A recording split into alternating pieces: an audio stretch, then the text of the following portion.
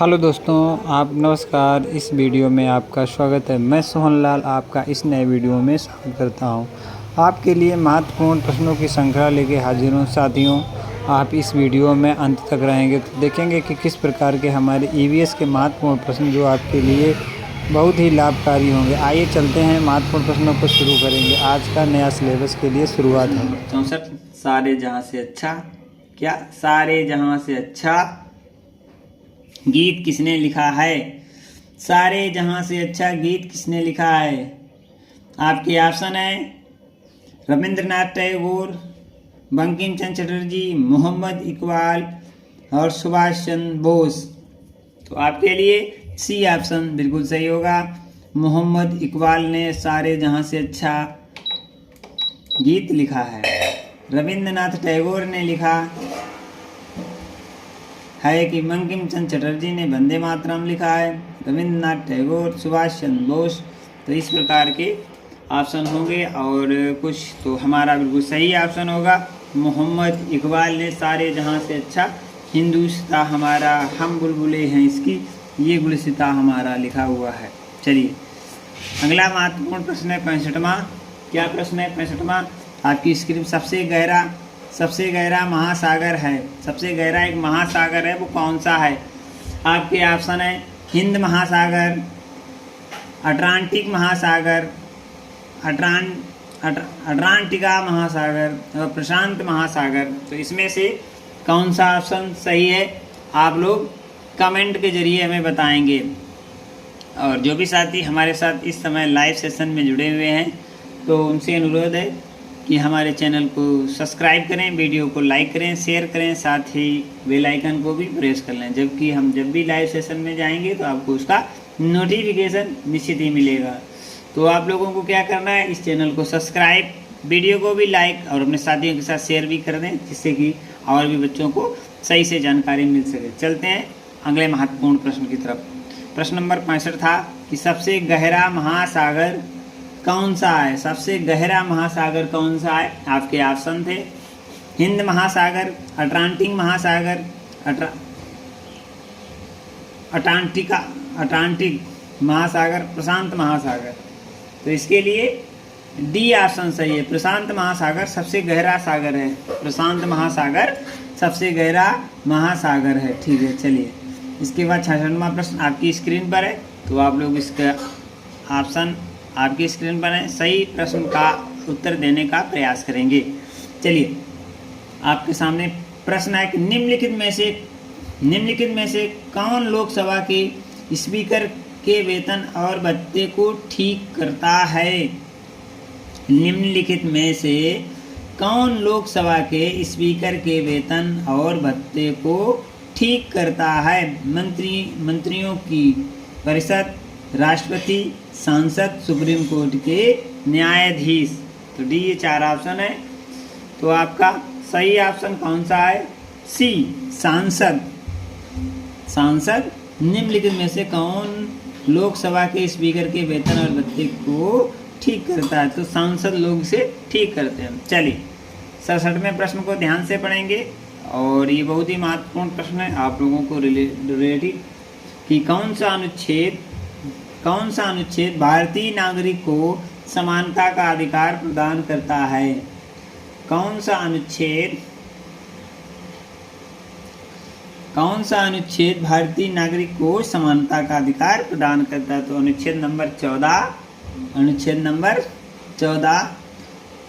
14 सभी भारतीयों को समानता का अधिकार प्रदान करता है। ठीक है, चलिए इसके बाद 68वां प्रश्न है आपकी स्क्रीन पर। 1024 किलोबाइट बराबर होगा 1024 किलोबाइट बराबर होगा 1 गीगाबाइट, यानी कि 1 जीबी। गीगाबाइट को क्या कहते हैं? GB, TB, terabyte, gigabyte, bit, bite.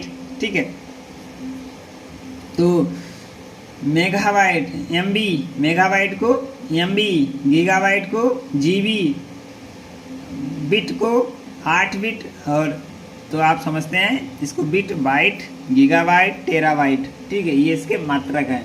तो इसका जो मेन मात्रक होता है उसे हम बिट्स कहते हैं। ठीक, bits. Bits, bytes, gigabyte, GB, TB ने इसके नाम से जानते हैं। मेगाबाइट को एमबी और गीगाबाइट को जीबी और टेराबाइट को टीबी।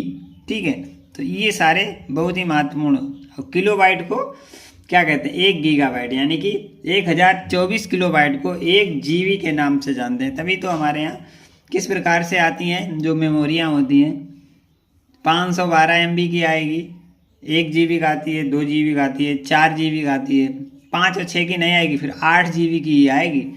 8 की आती है, 8 के बाद फिर दुगनी आएगी 16 GB की, 16 के बाद फिर 32 GB की आती है, स्क्वायर में आती है। ठीक है ना, कोई भी जो भी हमारी चिप्स आते हैं, कोई भी चिप आती है तो वो अपने स्क्वायर में आती है, जैसे 2 का 4, 4 का 8, 8 का इस प्रकार से। ठीक है ना, चलिए अगला महत्वपूर्ण प्रश्न है कि हीराकुंडा बांध किस राज्य में स्थित है? हीराकुंडा बांध किस राज्य में स्थित है? हीराकुंडा बांध किस नदी पर बनाया गया है? तो आपका स्क्रीन पे ऑप्शंस हैं, कावेरी, महादेवी, कृष्णा, सतलुज। 69 का बी ऑप्शन सही है, महानदी पर हीराकुंडा बांध बनाया गया है। ठीक है, चलिए अगले महत्वपूर्ण प्रश्न की तरफ बढ़ेंगे। अगला महत्वपूर्ण प्रश्न है कि आयोडीन की कमी से कौन सा रोग होता है? घेंगा, मलेरिया, मोतियाबिंद, स्कर्वी। घेंगा, मलेरिया, मोतियाबिंद, स्कर्वी। तो घेंगा, आयोडीन की कमी से घेंगा रोग होता है। कौन सा? घेंगा रोग होता है, आयोडीन की कमी से घेंगा रोग होता है। चलिए 71वां प्रश्न आपकी स्क्रीन पर है, भारत के लौह पुरुष के नाम से कौन जाना जाता है? तो आप कहेंगे सरदार वल्लभ भाई पटेल को लौह पुरुष के नाम से भी जाना जाता है। ठीक है ना, इसके लिए सी ऑप्शन बिल्कुल सही है। चलिए 72वें प्रश्न को ध्यानपूर्वक पढ़ें। इनमें से कौन सा भारतीय खेल नहीं है? इनमें से कौन सा भारतीय खेल नहीं है? इसमें से कौन सा खेल भारतीय खेल नहीं? Kabaddi, kho kho, hockey, rugby. तो डी ऑप्शन इसका बिल्कुल सही है, रग्बी। खो खो भी भारतीय खेल है, कबड्डी भी और हॉकी भी, ये तीनों खेल भारतीय खेल हैं। चलिए 73वें प्रश्न को ध्यानपूर्वक पढ़ो। जो लोग अतीत में की गई चीज़ों का अध्ययन करते हैं उन्हें कहा जाता है पुरातत्व विभाग। क्या कहा जाता है? पुरातत्व विभाग, बी ऑप्शन। ठीक है, जीव विज्ञान वाले वैज्ञानिक, भूवैज्ञानिक वाले जो लोग होते हैं वो जमीन के बारे में, चिकित्सक लोगों को आपको मालूम है चिकित्सक लोग क्या करते हैं? हमारे लोगों का इलाज करते हैं। और भूवैज्ञानिक जो अध्ययन करते हैं वो किसका करते हैं? अतीत में की गई चीज़ों का अध्ययन करते हैं, उन्हें भूवैज्ञानिक के नाम से हम लोग जानते हैं। चलिए यहाँ तक क्लियर हुआ सभी लोगों को? चले अगले महत्वपूर्ण प्रश्न की तरफ बढ़ेंगे। 74वां प्रश्न आपकी स्क्रीन पे आ गया है और इसे आप ध्यान से देखेंगे तो आपको आंसर मिल जाएगा। चलिए प्रश्न नंबर 74वां है कि भारत के राष्ट्रीय ध्वज की लंबाई एवं चौड़ाई का सही अनुपात है। भारत के राष्ट्रीय ध्वज की लंबाई एवं चौड़ाई का अनुपात है।